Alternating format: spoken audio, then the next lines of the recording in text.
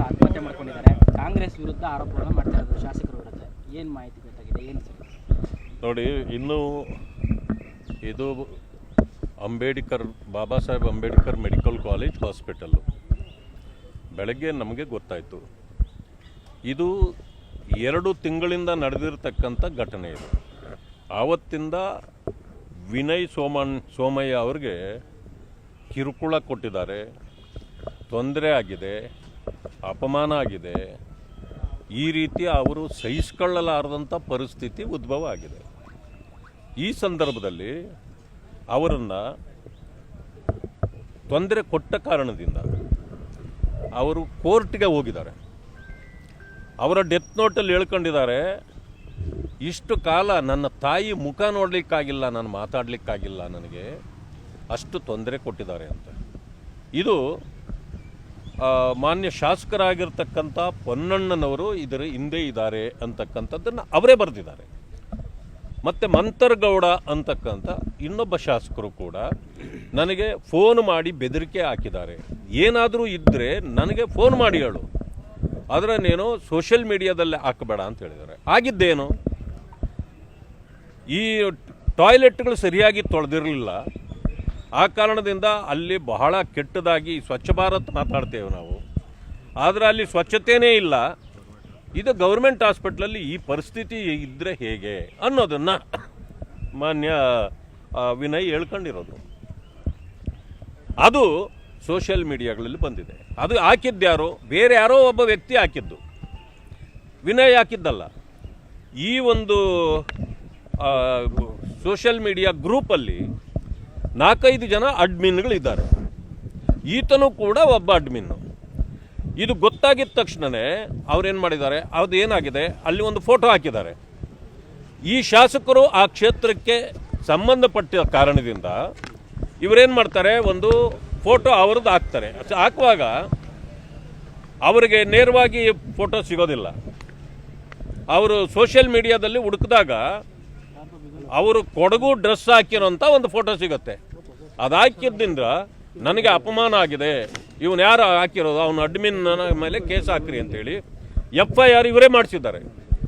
ಮಾಡಿಸಿ ಆತನಿಗೆ FIR ಆದರೂ ಓಕೆ, ಆತನನ್ನು ಅರೆಸ್ಟ್ ಮಾಡಿ ಇದು ಮಾಡ್ಬೋದಾಗಿತ್ತಾ ಅಥವಾ ಕೇಳ್ಬೋದಾಗಿತ್ತು. ಇವರೇನು ಮಾಡಿದ್ದಾರೆ, ಹರಾಸ್ಮೆಂಟ್ ಸ್ಟಾರ್ಟ್ ಮಾಡಿದ್ದಾರೆ. ಈ ಹರಾಸ್ಮೆಂಟು ಪಾಪ ಅವರು ತಡ್ಕೊಳ್ತಕ್ಕಂಥ ವ್ಯಕ್ತಿ ಆಗಿರಲಿಲ್ಲ. ಆ ಕಾರಣದಿಂದ ಆತ ಏನು ಮಾಡ್ತಾನೆ, ಹೋಗಿ ಬೇಲ್ ತಗೋತಾನೆ. ತಿಂಗಳುಗಳ ಕಾದು ಬೇಲ್ ತಗೊಂಡು ಆದರೂ ಬಂದಾಗ ಆತನಿಗೆ ಮತ್ತೇನು ಅರೆಸ್ಟ್ ಮಾಡ್ತೀವಿ ಅಂಥೇಳಿ ಪೊಲೀಸ್ನವರು ಓಡಾಟ ಮಾಡಿ ರೌಡಿ ಶೀಟರ್ ಮಾಡಲಿಕ್ಕೆ ಪ್ರಯತ್ನ ಮಾಡ್ತಾರೆ ಅಂತೇಳಿ ನೋಟ್ನಲ್ಲಿದೆ.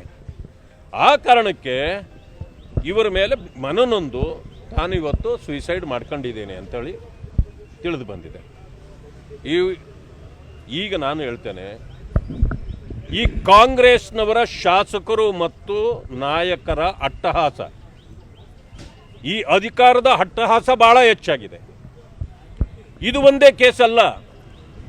ನೋಡಿ, ಯಾದಗಿರಿಯಲ್ಲಿ SI ಪರಶುರಾಮು ಸುಯಿಸೈಡ್ ಮಾಡ್ಕೊಂಡ್ರು.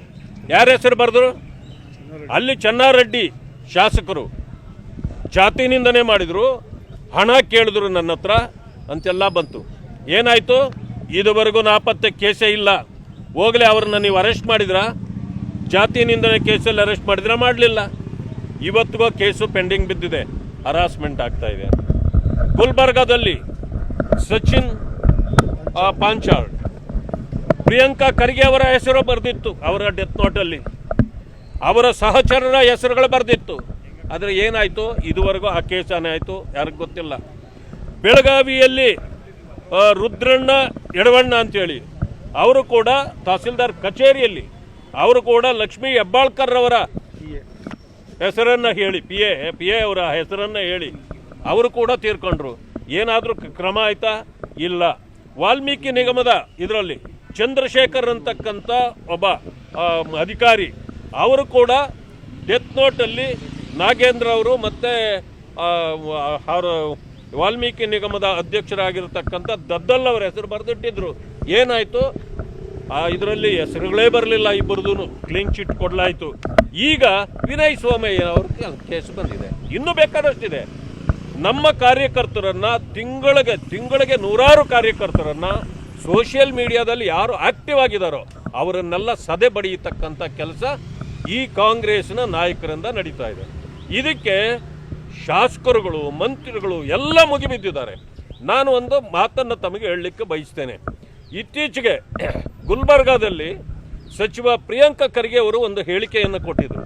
ಆ ಹೇಳಿಕೆ ಏನು ಅಂತಂದರೆ, ನಾವು ಬೀದಿಗಿಳಿದ್ರೆ ನೀವ್ಯಾರು ಬೀದಿಗಳಲ್ಲಿ ಓಡಾಡುವಂಥದ್ದು ಕೂಡ ಕಷ್ಟ ಆಗತ್ತೆ ಅಂತ. ಇದು ಸತ್ಯ ಆಗ್ತಾ ಇದೆ ಈಗ. ಅಂದರೆ ಈಗ ಬೆಂಕಿ ಹಚ್ಚೋ ಕೆಲಸ ಕಾಂಗ್ರೆಸ್ಸಿಂದ ಪ್ರಾರಂಭ ಆಗಿದೆ. AICC ಅಧ್ಯಕ್ಷರು ಕೂಡ ಹೇಳಿದರು ಬೆಂಕಿ ಹಾಕಿ ಸುಟ್ಟು ಬಿಡ್ತೇವೆ ಅಂತ. ಅಂದರೆ ಈಗ ನಮ್ಮ ಕಾರ್ಯಕರ್ತರ ಮೇಲೆ ಬೆಂಕಿ ಹಾಕ್ತಕ್ಕಂಥ ಕಾರ್ಯ ಆಗಿದೆ. ಈಗ ಬೆಂಕಿ ಆರಿಸ್ತಕ್ಕಂಥ ಕೆಲಸಕ್ಕೆ ನಾವು ಈಗ ಸಜ್ಜಾಗಬೇಕಾಗಿದೆ. ಈ ಪರಿಸ್ಥಿತಿ ಈಗ ಉದ್ಭವ ಆಗಿದೆ.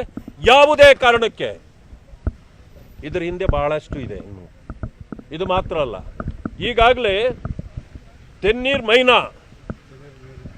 ಮೈನಾ ಅಂತಕ್ಕಂಥವ್ರ ಹೆಸರು ಬರೆದಿದ್ದಾರೆ. ಅವ್ರ ಫೋನ್ ನಂಬರು ಕೂಡ ಇದೆ. ಅವರು ಇದಕ್ಕೆಲ್ಲ ಕಾರಣರು ಶಾಸಕರನ್ನ ಎತ್ತಿಕಟ್ಟಿ ನನ್ನ ವಿರುದ್ಧವಾಗಿ ಮಾಡಿಸಿರ್ತಕ್ಕಂಥದ್ದೇ ಅವರು ಅಂತಕ್ಕಂಥದ್ದನ್ನು ಇವತ್ತು ಬರೆದಿದ್ದಾರೆ. ಈಗಾಗಲೇ ಅವರು ಅರೆಸ್ಟ್ ಆಗಬೇಕಾಗಿತ್ತಲ್ವ? ಅವರು ಮಾತ್ರ ಅಲ್ಲ, ಈಗ ಯಾರ್ಯಾರ ಮೇಲೆ ಇದರಲ್ಲಿ ಈ ನಮ್ಮ ವಿನಯ್ ಬರೆದಿದ್ದಾರೆ ಡೆತ್ ನೋಟ್ನಲ್ಲಿ, ಅವರೆಲ್ಲ ಅರೆಸ್ಟ್ ಆಗಬೇಕು. ಶಾಸಕರನ್ನು ಅರೆಸ್ಟ್ ಮಾಡಬೇಕು.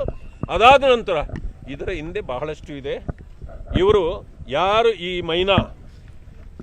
ತೆನೇರ್ ಮೈನಾ ಆಪ್ತನಿದ್ದಾನೆ, ಈತ ಹಿಂದೆ ಅವರ ಶ್ರೀಮತಿಯವರು ಹೆರಿಗೆಗೆ ಅಂತ ಆಸ್ಪತ್ರೆಯಲ್ಲಿ ಅಡ್ಮಿಟ್ ಆಗ್ತಾರೆ.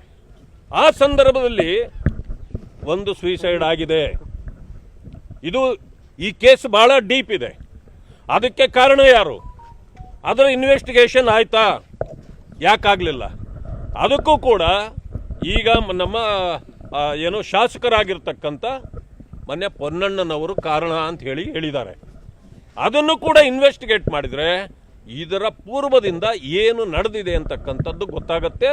ಆದ್ದರಿಂದ ಈ ಕೇಸು ನೀವು SIT ಕೊಟ್ಟಿದ್ದೇವೆ, CID ಕೊಟ್ಟಿದ್ದೇವೆ, ಕ್ಲೀನ್ ಚಿಟ್ ನಾಳೆದ್ದು ಬರ್ತದೆ.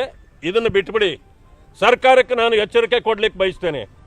ನಮ್ಮ ಕಾರ್ಯಕರ್ತರನ್ನು ನೀವು ಇದೇ ರೀತಿ ಟಾರ್ಗೆಟ್ ಮಾಡಿ ಅವರನ್ನು ನೀವು ತೊಂದರೆ ಕೊಡ್ತಿದ್ರೆ ನಿಮ್ಮ ಸರ್ಕಾರವನ್ನು ನಾವು ಟಾರ್ಗೆಟ್ ಮಾಡಲೇಬೇಕಾಗುತ್ತೆ, ಅನಿವಾರ್ಯ ಇದೆ. ಯಾಕೆಂತಂದರೆ ನೀವು ಹೇಳ್ತಿರಲ್ಲ ಗಾಂಧಿ ತತ್ವ, ಗಾಂಧಿ ಅವರ ಸಿದ್ಧಾಂತಗಳ ಮೇಲೆ ನಮ್ಮ ಪಾರ್ಟಿ ಕಟ್ಟಿರೋದು ಅದು ಅಂತ ಹೇಳ್ತೀರಿ. ನಾವು ಹೋರಾಟ ಮಾಡಿದರೆ ನಿಮಗೆ ಬೆಲೆ ಇಲ್ಲ, ಅಂದಮೇಲೆ ಗಾಂಧಿಗೆ ಬೆಲೆ ಇದೆಯಾ ನಿಮ್ಮಲ್ಲಿ? ಇದಿಲ್ಲ. ಆದರೆ ನಿಮ್ಮ ಆ ತತ್ವಕ್ಕೆ ತದ್ವಿರುದ್ಧವಾದ ತತ್ವ ಸಿದ್ಧಾಂತಗಳನ್ನು ನಾವು ರೂಪಿಸ್ಕೊಳ್ಬೇಕಾಗ್ತದೆ. ಇದಕ್ಕೆ ಮಾನ್ಯ ಮುಖ್ಯಮಂತ್ರಿಗಳು ಕಾರಣರಾಗ್ತಾರೆ. ತಕ್ಷಣ ಈ ಕೇಸನ್ನು CBI ಕೊಡಿ. ಇದರಿಂದ ಏನದಂತ ಬರಲಿ. CBI ಅಂತಂತಂದರೆ ಯಾಕೆ ನೀವು ಮುಖ ಮುರಿತೀರಿ? ಯಾಕೆ ಸತ್ಯ ಹೊರಗೆ ಬರಬಾರ್ದಾ?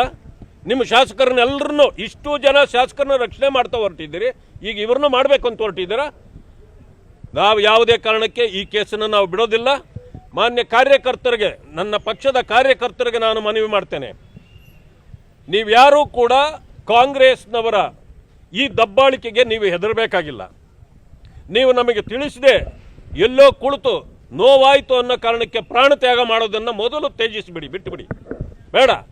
ನಿಮಗೇನೇ ತೊಂದರೆ ಆದರೆ ನಮ್ಮ ನಂಬರ್ಗಳು ತಗೊಳ್ಳಿ, ನೇರವಾಗಿ ಅಧ್ಯಕ್ಷರಿಗೆ ಮಾಡಿ, ವಿರೋಧ ಪಕ್ಷದ ನಾಯಕರಿಗಾದರೂ ಫೋನ್ ಮಾಡಿ, ಇಲ್ಲ ಅಂತಂದರೆ ಅನೇಕ ಮುಖಂಡರುಗಳಿದ್ದಾರೆ, ಪಕ್ಷದ ಕಚೇರಿಗೆ ಮಾಡಿ ನಮಗೆ ನಿಮ್ಮ ಕಷ್ಟ ಏನು ತೊಂದರೆ ಅಂತ ಹೇಳಿ ನಿಮ್ಮ ತೊಂದರೆಗೆ ನಾವು ಸಹಕಾರ ಕೊಡ್ತೇವೆ, ನಿಮ್ಮ ಜೊತೆಯಲ್ಲಿ ಬರ್ತೇವೆ. ನಾವು ಇವರ ಹಟ್ಟಹಾಸವನ್ನು ಮೆಟ್ಟಿ ನಿಲ್ಲತಕ್ಕಂಥ ಶಕ್ತಿ ನಮ್ಮ ಮುಖಂಡರಿಗೆ, ಕಾರ್ಯಕರ್ತರಿಗೆ ಇದೆ ಅಂತಕ್ಕಂಥದ್ದನ್ನು ಎಚ್ಚರಿಕೆಯನ್ನು ಈ ಸರ್ಕಾರಕ್ಕೆ ನಾನು ಕೊಡಲಿಕ್ಕೆ ಬಯಸ್ತೇನೆ. ಆದರೆ ನಮ್ಮಲ್ಲಿ ಜಿಲ್ಲಾಧ್ಯಕ್ಷರುಗಳಾಗಲಿ ಯಾರೇ ಆಗಲಿ ಅವರ ಮೂಲಕ ನಮ್ಮ ಗಮನಕ್ಕೆ ವಿಷಯ ತಂದರೆ ಇವರ ಅಟ್ಟಹಾಸವನ್ನು ಮೆಟ್ಟಲಿಕ್ಕೆ ನಾವು ಏನೆಲ್ಲ ಮಾಡ್ಬೋದು ಮಾಡ್ತೇವೆ. ಯಾವುದೇ ಕಾರಣಕ್ಕೆ ಜೀವ ತ್ಯಾಗ ಮಾಡಬಾರ್ದು. ಇದರಿಂದ ಏನನ್ನಿಸ್ತದೆ ಅಂತಂದರೆ ಈ ಕಾಂಗ್ರೆಸ್ನವರಿಗೆ ನಾವು ಎದುರ್ಕೊಂಡಿದ್ದೀವಿ ಅನಿಸ್ತದೆ. ಎದುರೋ ಅವಶ್ಯಕತೆ ಇಲ್ಲ.